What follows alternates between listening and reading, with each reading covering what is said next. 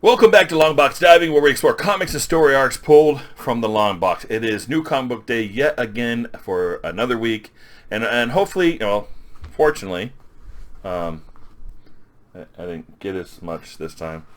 There's even one here that I probably shouldn't have gotten because that's going to be dropped soon, which is good because I'm not spending as much, but it's also bad because I like comic books. And I used to buy a lot of comic books, and now my budget is better for my wallet, I guess. But I got some things in here I think are going to be good, some things that are pretty new to me, some things that are going to get dropped, and some things that I buy because of the name. And I want to kind of finish the story, still trying to give it a chance. You know how it goes. All right, so first thing I picked up this week was The Last RONIN, Book 3.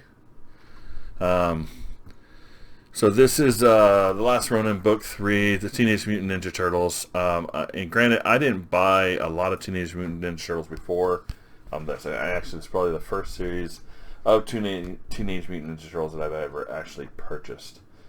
I can't say it is very dark and dystopian, but it's been good so far. So I've enjoyed it.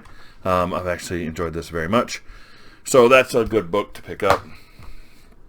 This one's probably going to get dropped because so far it's been dumb. Alright, so this is Teen Titans Academy 3. The B covers are really kind of cool. I like them. But, and honestly, the art in here has actually been pretty good too. It's just the story. They're supposed to be training young superheroes, and then Red X is back. Somebody's working with Slade in the back. It's just kind of, I don't know. It hasn't caught me yet. I'm not saying it's horrible, but it just hasn't caught my attention yet. I'm not into it. Alright, so the next one is Helm Greycastle. Now, I did get the first book last week or the week before, something like that. Helm Greycastle. Now, this is a D&D type style book. So the book is more based on more of a D&D style of writing, and it looks like, so we have, the right now they're fighting Aztecs. A dragon girl or dragonborn girl was captured by Aztecs, so they're there to get her back and just rescue her. We got some interesting things with the way in the back they kind of have this here, which looks like a DM's guide. Spike Pit, Fire Serpents, the Jaguar Room. We have Helm Greycastle's character sheet, reckless attack, extra attack, things of that sort. So it's kind of more along the lines of a D&D campaign written out in a comic book story. So pretty good so far. Here is X-Men 20. X-Men 20. Nimrod's on the cover. This has not been impressing me so far. A lot of the stuff that's been going on, it's fallen flat. I've dropped most of the other books. This is one of the only ones I'm picking up. This, X-Force, and Hellions and Wolverine basically are all I'm getting right now.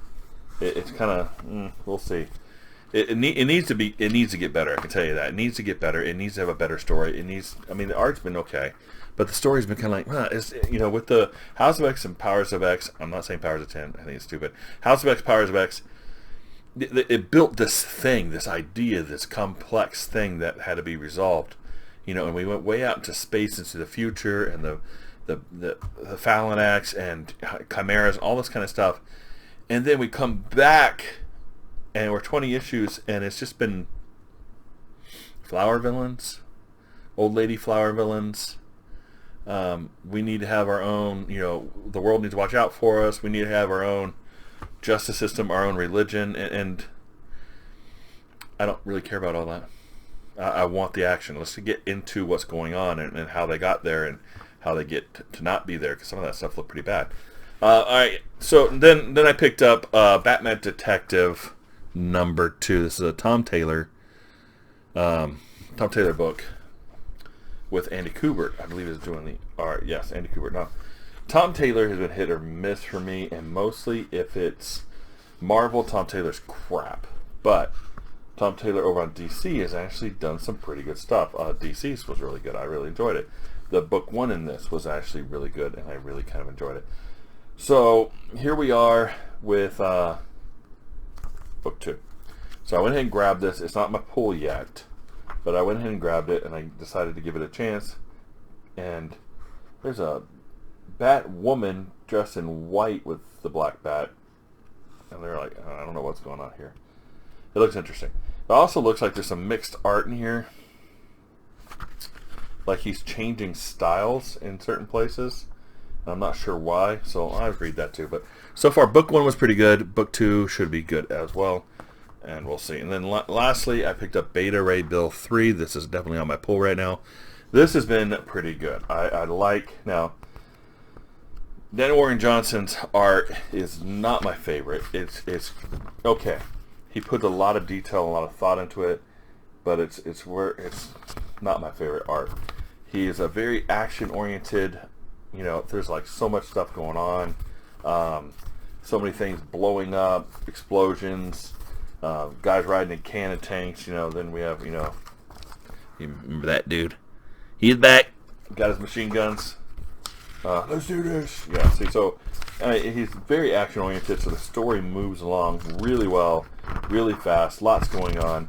Leaves off on cliffhangers, though. I mean, I'm not a big super fan of the art, but the story's been really good. So, you know, you kind of get this opposite effect of you know, like this thing here, right? Where the art's really good, but the story's kind of art's okay, but the story's good.